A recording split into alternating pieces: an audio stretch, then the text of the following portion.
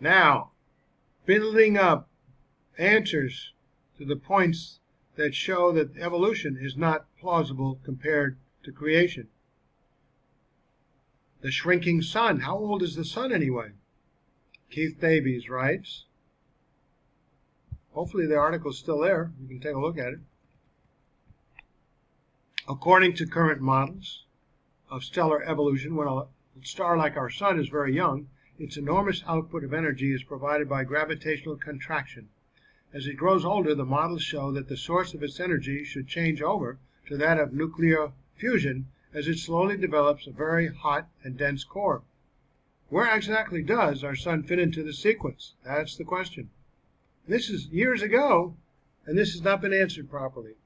The standard model of the sun assumes that it is around 5 billion years old and that it has already passed into its nuclear burning stage. This makes it all the more extraordinary that in 1976, way back then, a team of Russian astronomers writing in the respected British scientific journal Nature showed how their research pointed clearly to the startling fact that the sun does not even seem to possess a large, dense, nuclear burning core. Instead, their results showed the sun as bearing the characteristics of a very young, homogeneous star that corresponds with the early stages of the computer models.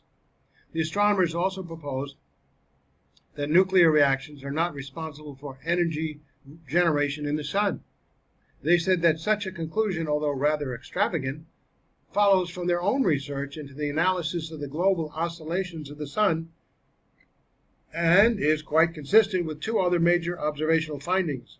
They cited these other evidences as being the observed absence of appreciable neutrino flux from the sun and the observed abundance of lithium and beryllium in the stellar atmosphere. So, not only did this team of astronomers propose the startling idea that the nuclear reactions that the sun, according to their data, could be homogeneous throughout,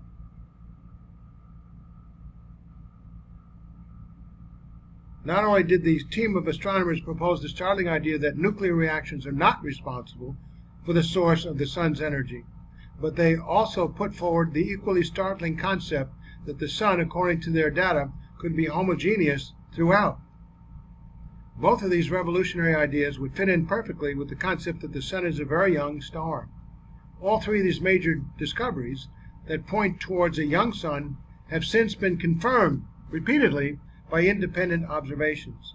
This article will evaluate and update these findings and point the way to recent discoveries that show that the sun cannot possibly be the old nuclear-burning main sequence star that it was once assumed to be. All right, eyes are getting a little bit old here. The first evidence for a young sun. Well, let's go to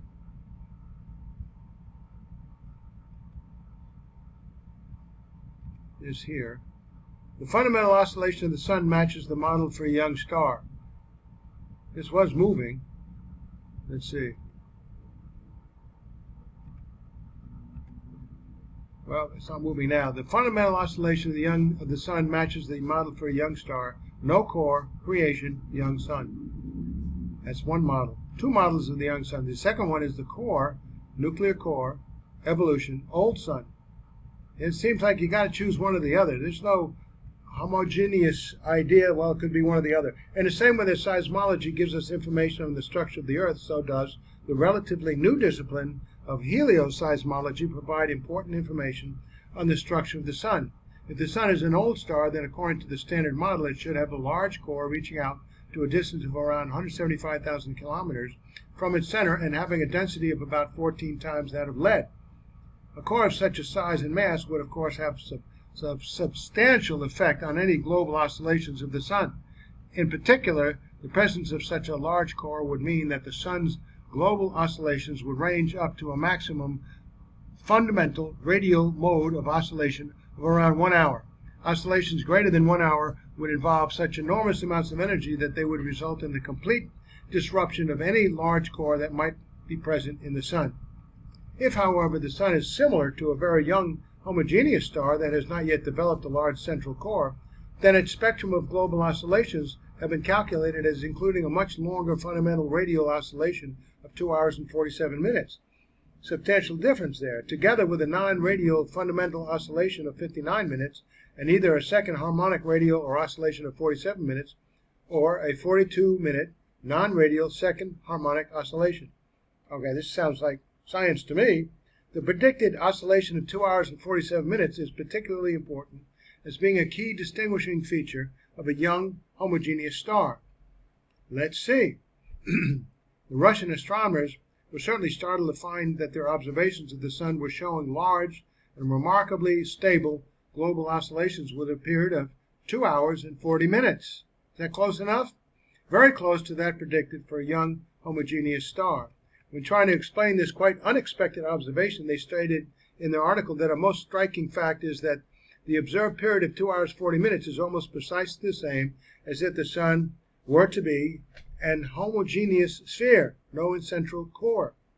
The concept of the sun's being a homogeneous sphere was so contrary to all previous ideas that the Russians were anxious to find alternative explanations. They kept on returning, however, to the conclusion that their work, which involved the observation of systematic fluctuations in very large portions of the sun's surface, comparable in size with the radius of the sun's disk, points definitely to pulsations of the sun as a whole. Okay, the Britons get into it. Confirmations of their observations. A British group soon confirmed the 2-hour, 40-minute oscillation. They also discovered further oscillations that included a 58-minute oscillations and a 40-minute oscillation. These three values are almost precisely those predicted for a homogeneous star of the same size and mass of the sun. When they published the results, they stated that current solar models predict a period of about 1 hour corresponding to a steep density increase in the solar interior in marked contrast to the observed 2.65-hour period, which is consistent with a nearly homogeneous model of the sun. Okay, well, let's check it out with other astronomers. The unexpected observations have gone solidly against the predictions of the standard model of the sun. The solar astronomer Lane Nicholson said of the long period oscillation that if it was a true fundamental period, then the standard model would not be correct, and that the central temperature of the sun would be less than half the conventional value. Such a low temperature would, of course, again fit in with the sun being a young star that has not yet achieved a sufficiently high temperature for main sequence hydrogen burning. The British astronomer Dalsgaard and Go commented that in order to account for the 2-hour, 40 minutes observation, it is evident that a very drastic change in the solar model would be necessary, and it is unlikely that any such model can be found. The striking discovery of the sun's oscillations was not, however, the only evidence of a young sun. Here's the second evidence: solar neutrino emission of a young star. The Russian team stated that the low neutrino flux of the sun also fits in with their proposal that the energy of the sun did not come from nuclear sources. The low neutrino flux is a well-known and long-standing problem for modern astronomy, for mostly evolutionists. A group of solar physicists, writing in the National Research Council publication Decade of Discovery, stated that the neutrino emission from the sun is a problem that has worried astronomers for years, and that the discrepancy is serious. A low neutrino flux, which results in correspondingly low temperature of the sun's core, again fits in perfectly with the sun being a young star that has not yet achieved full nuclear burning of the hydrogen, but is obtaining its energy from a slow gravitational contraction. Anybody get an idea here that they just don't want to believe the evidence and they're making up stuff and they're putting it on the shelf? Third evidence for a young sun: lithium beryllium abundance in the sun is consistent with that of a young star. The article in Nature stated that the lithium and beryllium abundances in the solar atmosphere is another confirmatory evidence that nuclear energy is not responsible for the majority of the energy generation in the sun. We know that lithium would be destroyed in around 7,500 years when the central temperature of a young star reaches 3 million degrees. Obviously, well, why is there lithium? Observations show that the sun has already lost all but around 1/1000th of its original abundance of lithium. This implies that if the sun had the expected initial abundance of lithium, then its central temperature must, of course, be at least 3 million degrees. However, the sun still has its normal abundance of beryllium, which is destroyed at a temperature of 4 million degrees. If the Russian scientists are correct in assuming that the sun is homogeneous, then this means that the temperature throughout the whole sun must be far lower than the 15 million degrees required for the sun to be an old main sequence star. Okay, 1995, we jumped there. Of course, umpteen decades after that, we have today. Recent supporting evidences, there are a great many confirmatory evidences for a young sun. One of the most recent was the announcement of a major scientific conference in 1995 that the temperature at the center of the sun seems to be varying over a period of several months. This is extremely hard to understand if the sun has a huge central core with a resulting enormous heat capacity. However, such rapid temperature changes are explicable if the sun is young and homogeneous. In such a situation, there can be very rapid convective changes in temperature throughout the entire sun. This idea will be developed in a future article. Okay, conclusion. 3 major observational evidences described in this article correlate with the expected characteristics of a young sun that is obtaining its energy from gravitational contraction. The sun simply does not seem to have a large core that is very dense and has a high temperature that can sustain hydrogen nuclear burning.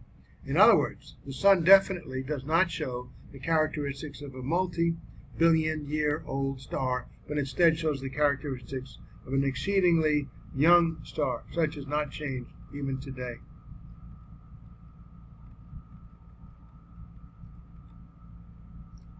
A shrinking sun indicates a young star. Creationists are often accused by evolutionists of not quoting or referring to other scientists' work accurately or in context. This is particularly so when the doubts of an evolutionist can be misconstrued to imply he's given up evolution. Such impressions are never intentional. What our opponents forget is that quoting other scientists' work and statements is common practice, and conventionally, such quotes are never intended to imply anything more than about the author's beliefs than what is so stated in the statements quoted. In other words, they're trying to figure out some kind of a misrepresented agenda or something. What is more serious is complete misrepresentation, particularly if a proper reading of a scientist's work clearly indicates the scientist's position on the issue being discussed. Under such circumstances, unintentional misrepresentation should never occur. But if misrepresentation does occur, it raises serious questions about the intent of the scientist quoting another's statements. I don't know why he's going into this. We'll find out.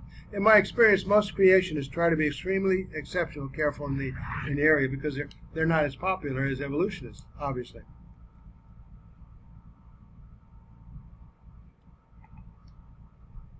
So,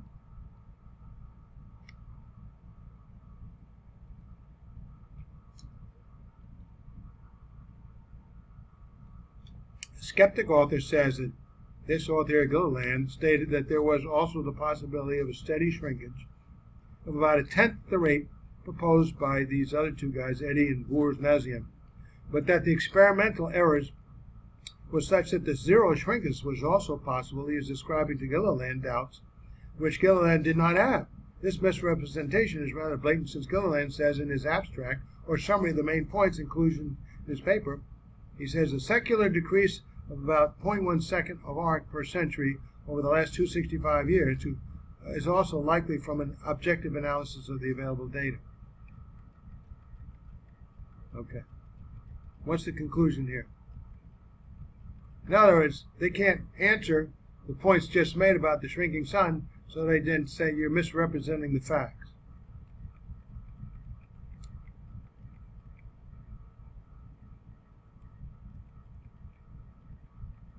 All right, let's go to solid evidence. To be sure, Stevenson's results agree with Gilliland's conclusion. The skeptic author again misrepresents Gilliland, so they're fighting. They're fighting over stuff instead of examining the facts. Conclusion: how dare the skeptic's author conclude with the comment that any creationist arguments based on such shrinkage should be treated with caution indeed, when in the space of less than one page he, the